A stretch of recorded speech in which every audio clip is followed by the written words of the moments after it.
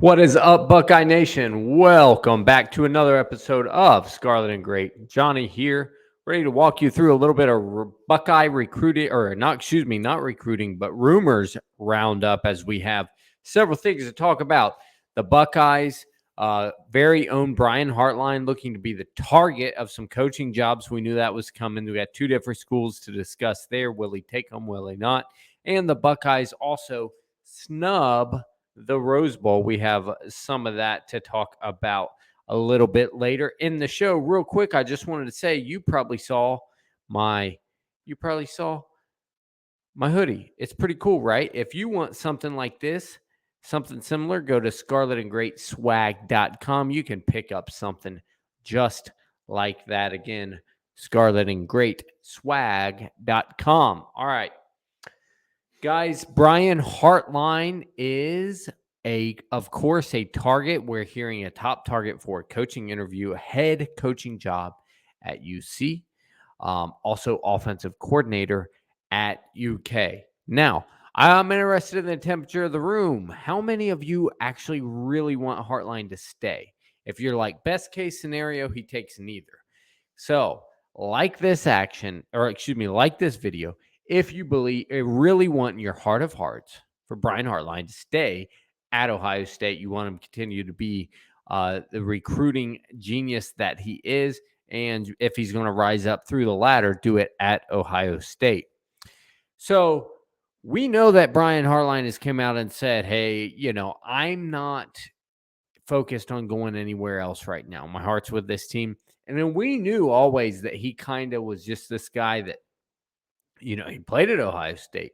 He didn't seem like, and I believe he'd made statements in the past that it's like, hey, he never said anything like, hey, I'm in coaching now as the stepping stone. I think it'll be a great future for me to be a coach and go through the ladder side. It was kind of the opposite, right? It was kind of, I love Ohio State.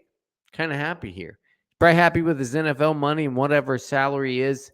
Most people would say, salary is amazing, but once you get there and bigger salaries come knocking at the door, several million in the case if he goes to head coach at Cincinnati.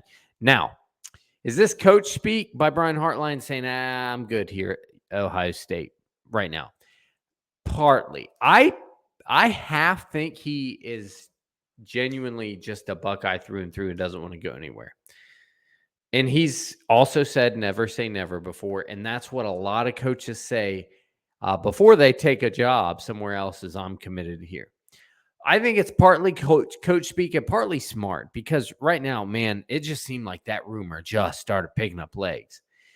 And you're on a team where you're looking and saying like, hey, guys, if things go our way this weekend, we'd be in the college football playoff playing for a title. Let's just put all this to bed right here, right now.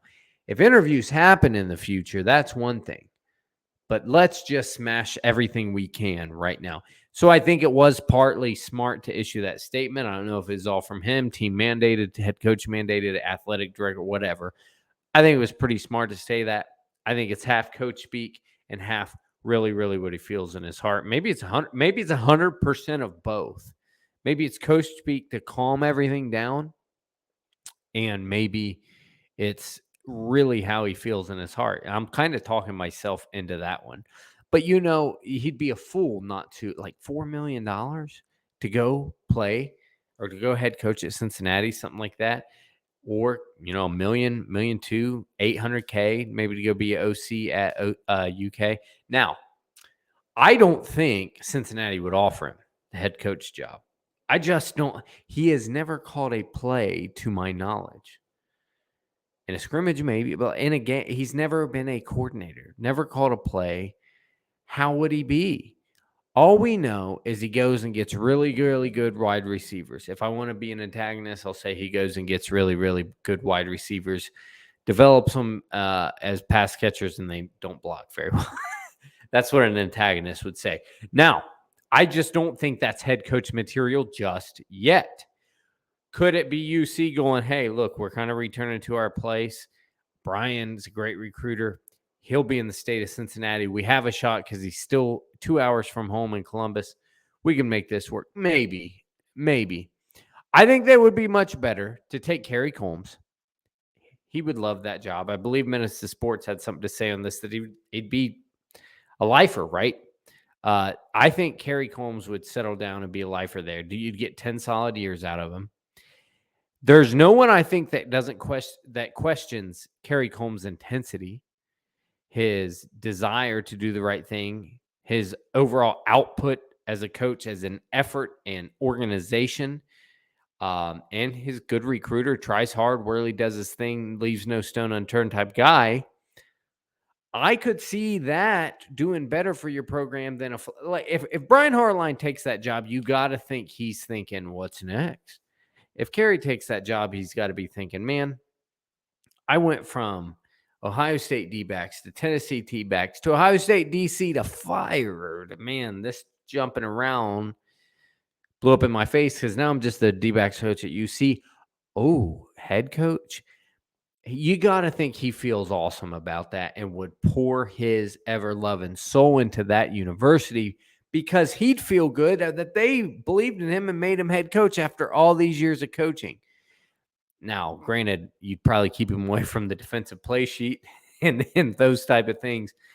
I think he could be a pretty good CEO. If he could just run everybody else and CEO it, like Urban style, he could probably do fairly well. I could see him stacking several 9-win seasons at UC.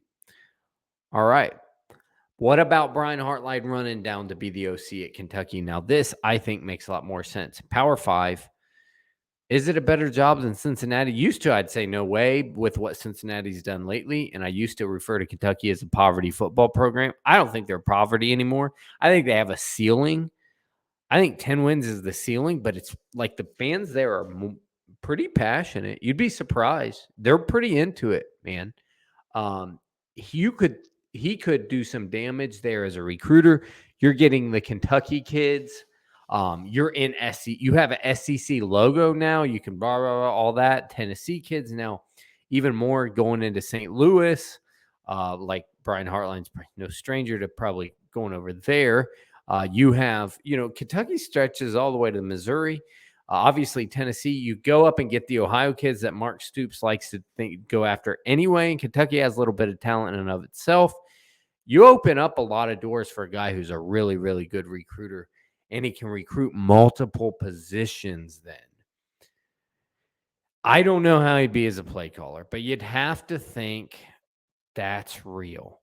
Now, how much will the University of Kentucky shell out for a coordinator is your big question there. All right, so which one do you think is more realistic? Comment UC or UK if you think one or the other is more realistic. In other news, guys, the Buckeyes snub the Rose Bowl, the granddaddy of them all, the sunset going behind, the third quarter going down behind the stadium in Pasadena. It's supposed to be beautiful every year, right? The Buckeyes say, hey, apparently they reached out to the powers that be and said, hey, if we don't make the playoff, just take Penn State. Take Penn State instead. We're good with whatever else. Now, a couple reasons for that. Fatigue, losing to UM twice in a row. Okay, of course, everybody's fatigued for any bowl. Going out to a Rose Bowl, what if it was against Utah? Again, all kinds of fatigue there. The Buckeye, there's a letdown feeling 2 years in a row. There's the fatigue of just going out to the Rose Bowl, not being able to sell all the tickets, according to Austin Ward last year that they even got. The plane, the inflation this year, the plane flight, the hotel rooms, in general letdown. It's not going to be a great turnout for Buckeye fans. So what could maybe, I'm hearing maybe on the docket then would be an Orange Bowl versus Clemson. People say, well, we've seen that one before to death. Well, how could both teams do coming off of letdowns? And you're not getting either this first time since 2013, I believe, which was another Orange Bowl. Both teams are playing for just how good are we really, instead of I'm playing for a national championship. That has some interest to it. And the big storyline there, I'm starting to talk myself into some intrigue here, guys. Who wins that game? No CJ Stroud, very likely, if non-playoff game. We get a look at Kyle McCord. I think he'd be the clear front runner. That intrigues me. The Buckeye fans get to say, what's next? And the players that don't opt out, I think may play really hard to say, look, what do we got? But as fans, we say, what do we got next year? I think the players kind of want to know, what do we got? Can Kyle give us the edge mentally and toughness that we've been looking for? Teams take the shape of their quarterback, right? Is this kid going to be a warrior? Is Dylan Brown going to do something like? Is not Dylan? Sorry, conflated a couple names there. Devin Brown. Are we going to see something different like that? Or, a healthy Mayan, would he play? Healthy JSN, probably not. Definitely not if it's not a playoff game. But angry Marv, angry EE, angry Ryan Day. Can we get some maybe intrigue on what that might look like going forward? I'm digging maybe if things don't go our way. Let's see a focused Kyle McCord-led Buckeye offense and an angry team and see what we got next year. Subscribe to this channel, please, guys. If you ride with the Buckeyes no matter what this postseason, we're going to be here to cover it. I hope you're here to watch it. Give us your feedback. If you want to comment below other things you want to start seeing going into the slow season and then the off season, start giving us ideas in the comments below. Please sub to this channel. You've been helping us grow. You've been great. Your subscriptions, your watches, you telling a friend, you leaving a comment, you sharing the video is what keeps us coming back and growing. So thank you from all of us here. As always, we wish you goodbye, God bless, and go Bucks.